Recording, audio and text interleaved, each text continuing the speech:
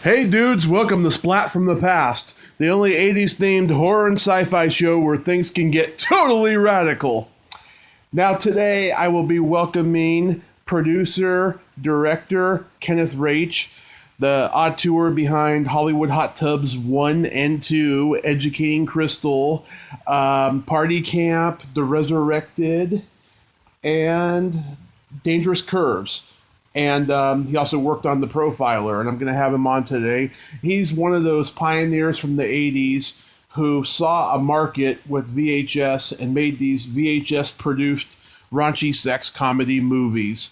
And, that's a foregone era of film, but it was so groundbreaking and so un-PC and so edgy, and just like, guys like me watched them on USA Up All Night when I was a kid, or we rented them at the local video store and stuff, the local mom and pop video store, and it's just going to be so cool to have him on. And so yeah, here is my interview with Kenneth Raich. Ken. Hey Ken, welcome to the show. Oh, hello. Yeah, I had trouble getting through for a bit. I'm probably on the other line. Oh, okay. I figured it was probably that or something. Yeah. But it's such an honor because I grew up watching your movies on USA Up All Night when I was a kid. And I think, really? Yeah, and I thank you for that because they're so entertaining. Well, very good. Well, that's, at least I know I have one person that likes the film. Oh, come on. There's got to be more than just me. Oh. No, they were fun to make. And, we definitely enjoyed making them. It was, the right time back in the 80s to make those kind of films. Yeah, absolutely. But going back to the beginning, though, I mean, did you fall in love with film early on? I started my career back. I was in the vault at CBS. It was my first job. Wow. And actually, when I went to college, I got my degree in radio and TV and film. And so, yeah, I've always been into film. Especially, I could tell you the very first film I ever saw. It was a horror film, and I remember the name of it was Tarantula. I think it was Tarantula. Mm-hmm. Leo G. Carroll. Yeah. And then growing up, Saturday, which is doesn't have, you don't have now, but the old Saturday afternoon movies down at the local theaters where you'd have 200-300 kids watching Japanese films and horror films and The Blob and all that kind of stuff. I just remember spending my youth looking at films through my hands, so I only could see half a film. If I wasn't under the seat, and being in the theater with 300 kids screaming at the top of their lungs, if you have never had that experience, it's unbelievable. Yeah, I've had some pretty good experiences watching horror films in theaters and stuff. Yeah, right. So it's a very good experience. So I started with that.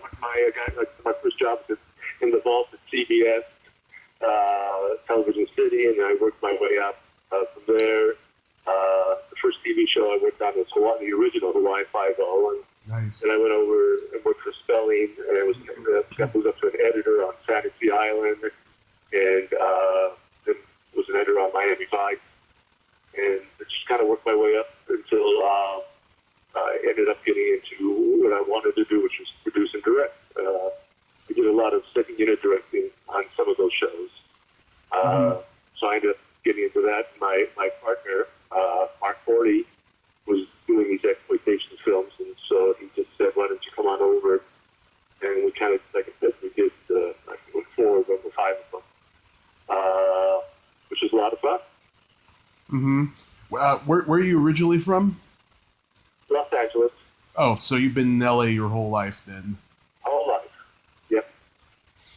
So your first movie as producer was Hollywood Hot Tubs. I love this movie. I love the second one a lot more, which we'll get into in a bit. But So this is the movie you were just talking about. That Yeah. Yeah. It was Hollywood. I can't remember the time for it. I think it was Hollywood Hot Tubs. Then we did Party Camp. Then we did Dangerous Curves. we did Dangerous Curves, and then Hollywood Hot Tubs 2, Educating Crystal, which that's the one I directed, and I had a ball with that. I love that. That was just a fun one to do. And then we went from there. We went into horror films. We did Resurrected. Yeah. Again, that was a lot of fun to do. And that was really a big budget film for us, and we had some good names on that one. We had some in Dangerous Curves. We pulled in a lot of well-known names for that one too. That was the secret in those days. It still is. If you can't afford a big cast or big names for if you can get someone to come in for a couple days with their name, that helps bring in the money, shall we say, and the audience. Right. And, Chuck Vincent, he was a porno filmmaker who transitioned into making low-budget B sex comedy movies and stuff. Correct. This movie is his brainchild, is it? Yeah, Hollywood Hot Tubs. Yeah, he and Mark, the first one, they came up with that. Mm-hmm. How did you guys find Jules Shepard?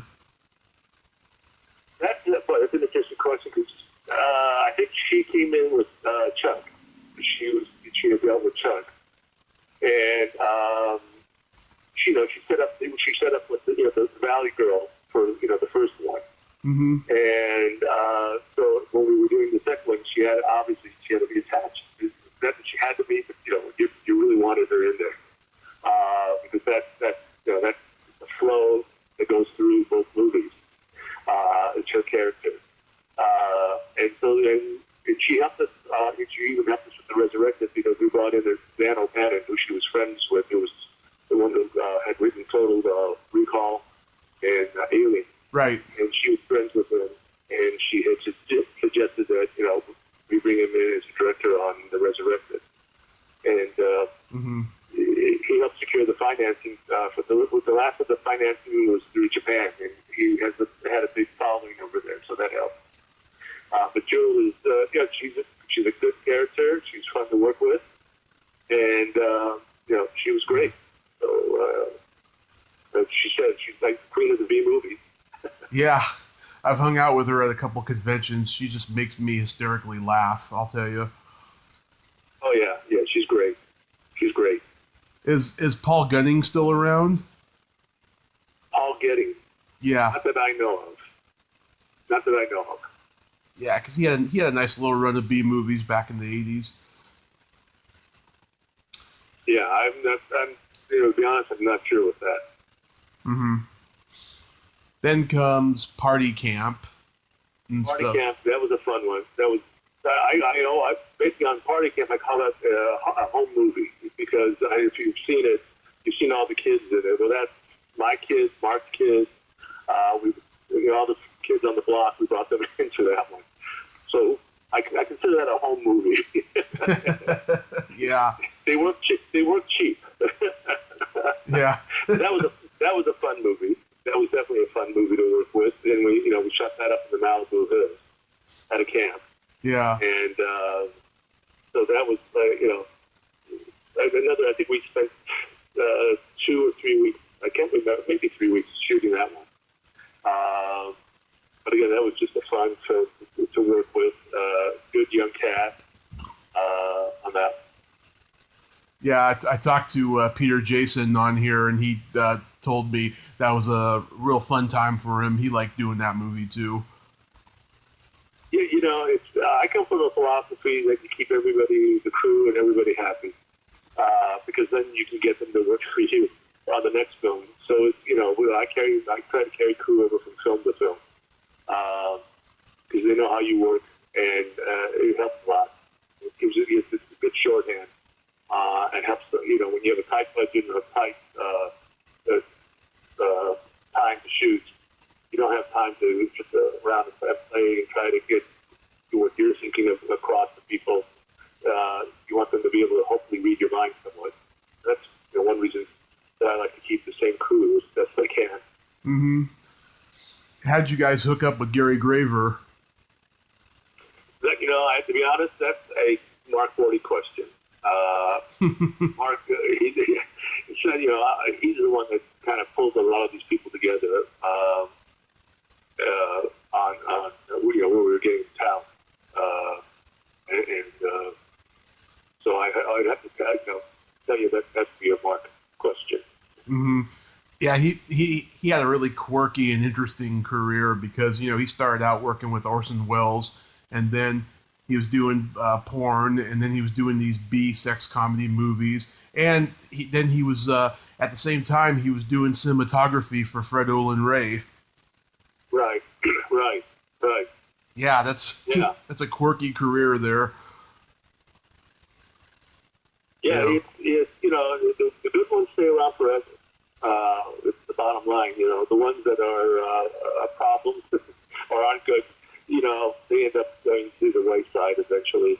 There's too many people, for every position on the show. And so if you can't give your A game 100% of the time, you get moved. Mm-hmm. Absolutely. Yeah, that's the way it should be. Then you guys decided to go PG with Dangerous Curves. And I mean, when you hear a name like Dangerous Curves, you think it's going to be an R-rated movie. Like, what was the genesis of that? That was Live Entertainment. Wanted more of a PG movie. And, with the names of the people that we attached to that, Robert Stack, Leslie Nielsen, you really couldn't go too hard with them. So they wanted a kind of a fast-paced, fun comedy, alluding to some kind of, sexual, which is obviously it is, because, about a car that ends up in a beauty contest down in San Diego because it was stolen. And two guys who take off after it. What's interesting is, the two leads in that, oh my God, got their names. Went on to doing big films, obviously. Grant Heslov? Grant Heslov, right. Grant Heslov. And Tate Donovan. Look where he is today. Yeah. And that was that was the fun thing about doing B movies is you can bring in young talent that just were getting ready to start making it big and getting them at a good price and watching their careers flourish. So Dangerous Curves was just they wanted something that was just a fun film, and it was not too raunchy. And that's why, we wanted the names. They were more interested in the names of the actors, the names to be in it. That was at that time you really couldn't bring in a lesson of Robert Stack. We had Bobby Romanis around. Now, the interesting story with that was with Bobby is Mark was driving down Sunset Boulevard by Tower Records. Mm-hmm. And Bobby was at the corner waiting for the light to change and saw him. He pulls over and started talking to him and says, I want you in the movie. And so we talked with Bobby, and he was perfect, for that character that's in the movie. And we actually moved him on to the Resurrected just again. He played a great character. That time from Written on High, so one of his first films. So right. Yeah. You also had Martha Quinn in the movie. Martha Quinn, yeah. That comes back to bite me now because my son-in-law, who owns a talent agency, she's one of his clients. So he gets her a lot. Or my father-in-law's no. But she was hot at the time. Again, to grab people that are hot. She was hot. Had a name. We brought her down for a day, and it was excellent. It was fun. Yeah, she's always struck me as a person who's really cool and doesn't mind, making fun of herself and not taking herself too seriously. Right. No, she was fun, and using her for the opening sequence was, the way we shot it was that was a fun thing to do too. Bring in that special effects that we did and how we shot it. What was Robert Klein like? He was great. He was great.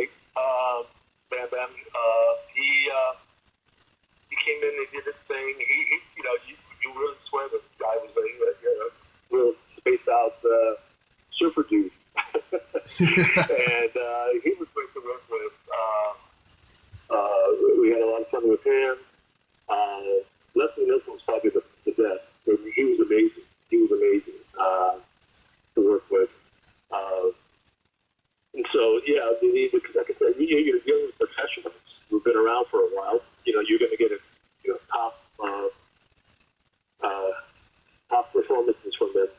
Well, sometimes you don't think you will because they do their little things off the side, and then when the line comes for that talking, there they are, and deliver the performance, and off they go. So it's good working with that kind of talent.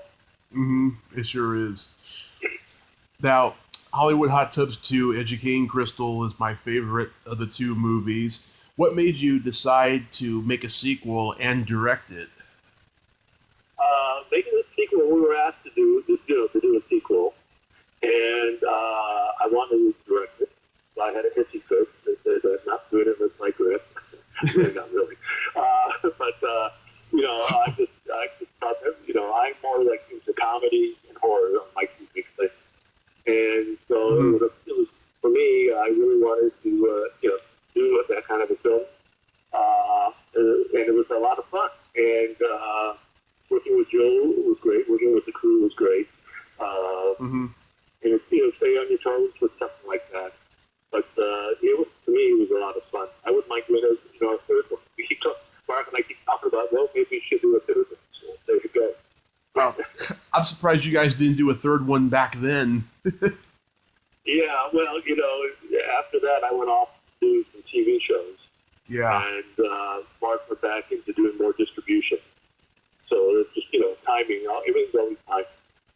Yeah, what I like about this one, Jewel brings an empathy to Crystal that didn't exist in the first one, because in that one she was more like comic relief, the sexy airhead, but she had a little bit more time to like develop her acting chops in between the two movies, because she did Return to the Living Dead and Party Camp and several others and stuff, that she brings much more vulnerability and experience to Crystal in this one. Yeah, she does. And, I have to tell you, if I was directing, I wasn't going to see, I'm not a huge exploitation type of, director. Yeah. And, more real. And so I worked with her to get her into being, more of a real person. And with a real side of the character going on. And she worked very well with that. That was, it helped. I think she was just, it was just great having her, Yeah. She calls me every time I see her now. She goes, I don't like director. There you go. Oh, that's as a great. director, you have to, on some films I worked on where the directors don't do, diddly squat. They just kind of let the actors do their thing. Yeah. And I knew how I wanted her character to be, and she does take direction. So she was fine. Oh, that's awesome. Yeah, I love the chemistry between Jewel and Patrick. I think it's magical, because I love seeing two unlikely people together on screen, but to me they take the cake, and they're just so good together. And I told Patrick this, and he agreed with me. Oh, yeah, Patrick is great. I mean, as soon as he walked in for his audition, I looked at everybody for that. He's got the part, and then he was looking at me, but he's not saying anything yet. He said, I don't care. He's got the look, He had the mannerism. He was just, you could tell. Yeah. And we had to work a little bit with the producers, because he was an unknown entity. But I just said, this is the guy, Patrick is it. Yeah, I mean, Patrick told me that he told a friend of his that he had gotten the part, and his friend was familiar with the first one, and he wasn't. And he was like, "Oh God, I signed up to be in a Skinamax movie." Yeah. Well, luckily he wasn't. So there you go. Yeah. Yeah, he was great. He was very good. I really liked him. Yeah, and the script must have been great, because there's so much plot in this one, and so much goofiness crammed into it that's never boring. I mean, there's like what, 4 subplots in this movie? Yeah, well, now the writer is Brent Friedman, Mm-hmm. and Brent, he went on to at one time he was executive producer of the TV show, Star Trek. Mm-hmm. He's done lots of movies, and he was just just had graduated from UCLA, and it was a friend of my nephew's, and so that I looked at some of his stuff. And so, this is, and again, it goes right back to, the base. If you have a good script, you're going to have a good movie. Mm-hmm. At least it helps. And so, and Brett went on to do the Resurrected also.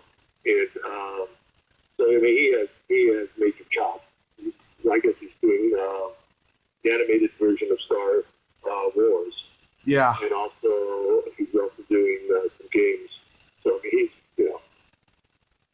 if you surround yourself with, the old story, you surround yourself with talented, intelligent people, you shouldn't be able to, you should definitely go in the right direction with the film. Shouldn't be an excuse worth the bomb.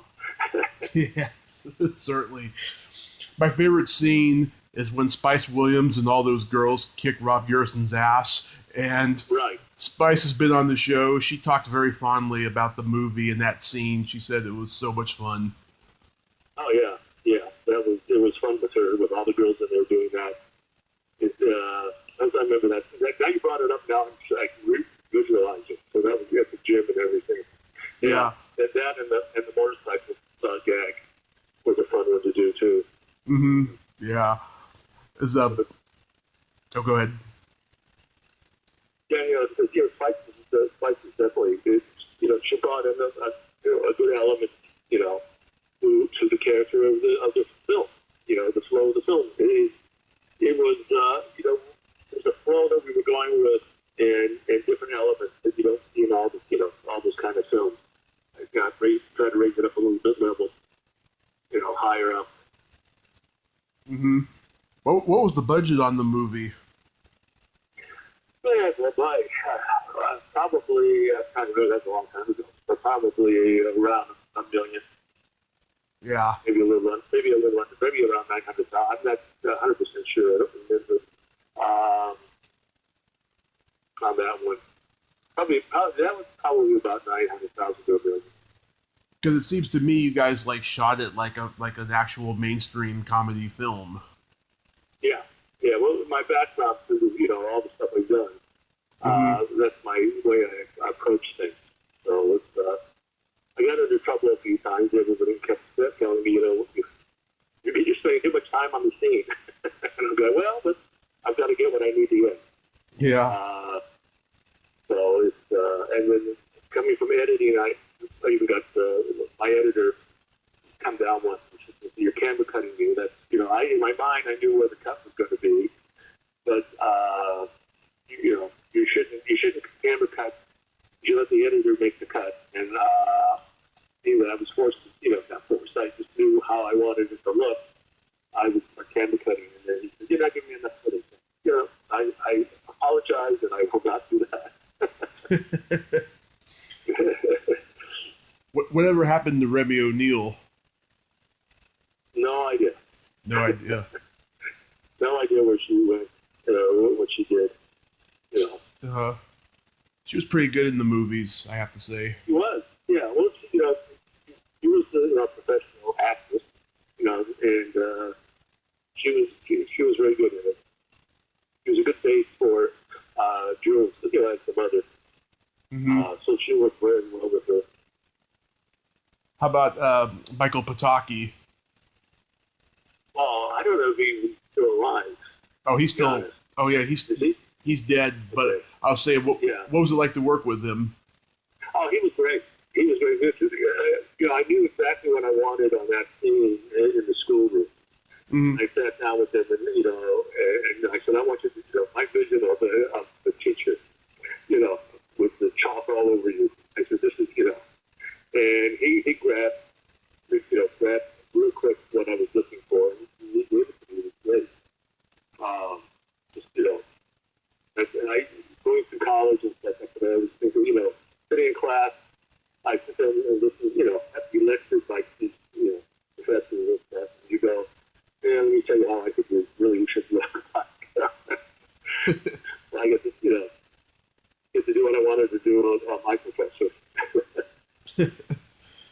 And Bart Braverman. Again, I'm not sure where he is. He was very good. Again, they're professional actors that they did more than just B movies. They were on TV, they were on feature films and so forth. Mm-hmm. So you get a lot from him. He was very good. And so he again, he was a very good actor for he did what I wanted him to do.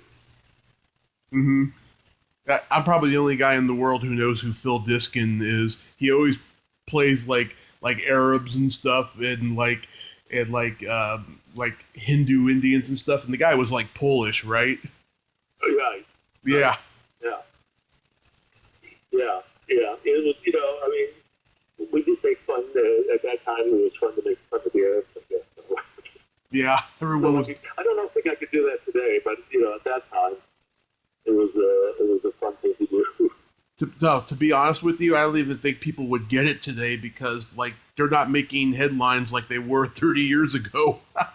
No, it's a whole even doing the exploitation film is very difficult to do nowadays because everything's on the internet. Mm-hmm. So it's like it's just tough to do those kind of films. Mm-hmm. You can make money. Someone has to come up with the money for the film, and someone wants to get reimbursed and make a profit. So it's not as easy as it used to be. That's why horror films are still, it's a good way of getting, a business to get into doing a horror film versus the exploitation films. Yeah, that's the field I'm in. I write horror movie scripts and stuff, and trying to get stuff made. I go to a lot of festivals and conventions and stuff. Oh, that's good. Very good. Yeah, it's a grind, but it's my dream, and it's a lot of fun to do. I love the creative aspect of it. Right. No, it's fun. I mean, you can do like I tell people, if when you're doing a horror film, you don't get it from an exploitation film. You do get it from a horror film. When you can sit in the middle of the audience and listen to the audience scream horror and know that you have taken them from point A to point B to that point. That gives you a real, you don't get that on television. You do get it in the theater. Mm-hmm. That's an amazing feeling. Yeah. Being able to, as a director, you want to guide, the audience. You're taking them on a story, and you want to take them from point A to point B to point C. And by doing, when you get a reaction from the audience, you're accomplishing that. A good reaction. You're accomplishing that. Yeah. So you did the Resurrected. I saw that movie once years ago and stuff. I don't remember it too much, but what memories do you have of the movie? Well, it's easy, fresh, because we just released it onto Blu-ray. Mm-hmm. So you can buy it on Blu-ray with also all the separate tracks from the director's track, and the director's not around, but the writer's track and production, and that's all on Blu-ray right now. I can have my movie. That was a great film. That was a fun film to work with too. Again, just bringing an audience from point A to point B, and it was that was a major for us that was a major production. $5 million, and we shot that up in Canada. And I go back and I look at it now and I go, there's a lot of things that I could do now that I couldn't do then. We didn't have CGI back in those days, so everything had to be physical effect. Mm-hmm. So, but that was a fun film. That was a definitely fun film. Yeah, and you had Robert Romanus once again in that. Yeah. Yeah, we had Bobby and Chris.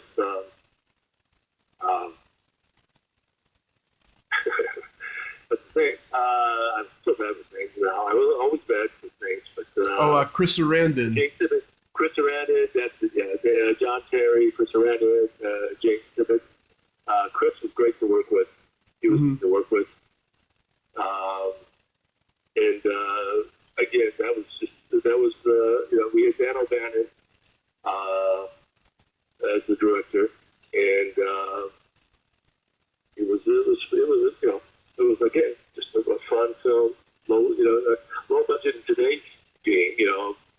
Yeah. $5 million. But you can do a lot more even with less now. So you can still do a good horror film for a couple $1 million easy, not less. Right. And then you worked on The Profiler. I used to watch that show. How was that experience? Oh, well, yeah, now we're in a different world. Now we're in a completely different world. Yeah, Profiler, we did that one, and that one was, I remember, that was probably around $20 million an episode. Wow. Yeah, a little bit different. That's all union and big crews, and that show we had 3 editors, 3 assistant editors. We ran through a whole bunch of different directors. You would rotate your directors through, and that was a fun film. But the post on that one was very tough because there were so many different levels of video that needed in there. Because the profiler, she would visualize things. She'd have 8 layers of video going through while she was seeing things. So that was a fun film or TV episode to do, TV show. Yeah, it seems to me it never had a huge audience, and it kind of got abruptly canceled. Was it because the show was so expensive? No, that has to do with talent. Talent? Talent. That was a talent issue. That was the exec producers for the first season and the main lead kind of butted heads. Mm-hmm. And so they brought in another team for the second season, and the exec producers didn't really want to deal with her any longer. I can't remember her name. She was a toughie. And so that's, you get your egos going on, and you have the problem with the show. You only, an actor is only as good as, their next show. And if their egos get in the way, there's too many shows out there, Mm-hmm. going to deal with it. You got to draw on the big numbers. They'll tolerate it on big numbers, but if it's not big numbers, why deal with it? Yeah, you're talking about Ally Walker. Right. Yeah. Yeah, it's funny because I thought she was very good on the show, but now that you just told me that story, it seems like throughout every episode, she's got a look of hostility about her.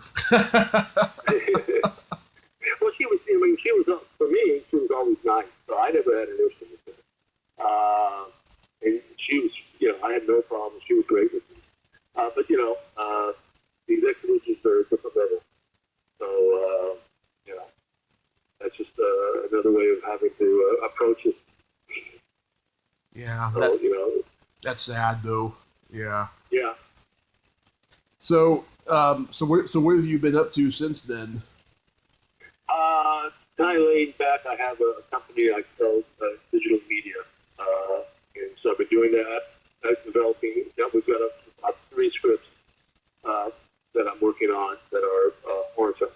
Mm-hmm. So I'm hoping to get some financing on those and get into it and do it. But, the digital media thing to do. So there you go. Mm-hmm. Do you think you'll ever make another movie again? I hope so. I really want to. So, I keep turning and working on projects. So in one way or another, either produce and direct or just produce. I would definitely want to, I've done it all my life since college. When I was in college, my very first project was a commercial for Volkswagen, Mm-hmm. which is what got me into it. I did this it was a project in advertising, and they wanted us the class to write a 30-second commercial, and I found that boring. So I decided I would shoot a 30-second commercial, which I knew anything about film. And so I started slowly and action shot the commercial in Beverly Hills on Beverly Drive. Didn't even know I needed permits. And cops came by, and I said, "Oh, I'm just a student." And they just kind of looked at me and going, "Don't be here too long." And I go, "Oh, no problem, no problem." But that was a fun one, to do. It was my very first film, and it was shown to the instructor had shown it to the agency that handled Volkswagen. They loved it, and they went ahead and they made a professional version of the commercial. And I just said, this is easy. Little did I know. That's when I went on, and like I said, I went and worked for a documentary film company. It was the actual very first job, and that's where I learned how to edit and even learned how to do all the different aspects, how to shoot, and so then went over to CBS and worked my way up. So it's been all my life, I guess. This is my creative life. Yeah, everyone has their own path, and it seems like you followed through on yours, and that's great. Yeah, I did. I probably should have stopped years ago. Probably been a lot more wealthy, but I'm just this is what I wanted to do all my life, is to make films and entertain. Get through films. So that's one thing I can say I've been doing and done. Well, I hope you make another Hollywood Hot Tubs. That would be great. Well, we talked about it. Mark and I talked about it, so we'll see. Well, I'll certainly advocate it, and of course watch it. So, Great. Ken, I think you. One ticket. So there you go. Yeah, you got one ticket sold. So, Ken, I thank you so much. This was awesome. I'm glad we got to do this. No, my pleasure. Glad to do too. And you have yourself a great day, sir. You too. You take care. Thanks for calling. Happy holidays. Yeah, you too. Thank you. Well, there you have it. Ken Raich. Ain't he a cool dude? Thank you so much, Ken. I'm glad that we got to talk about, behind the scenes of the independent movie scene back in the 80s and 90s. That was really cool and stuff. And talking a little bit about TV there, too, as well. And that was just really cool. I appreciate it. If you like this video, everyone, please subscribe to my YouTube channel. Add me as a friend on Facebook. Join my Tommy Kovac comedian page on Facebook. Follow me on Twitter and Instagram and all that fun stuff. Well, that's all the time we have this week on Splat from the Past. Until next time, this is Tommy Throwback Kovac saying, there's no shame in living in the past because the present sucks. Later, dudes.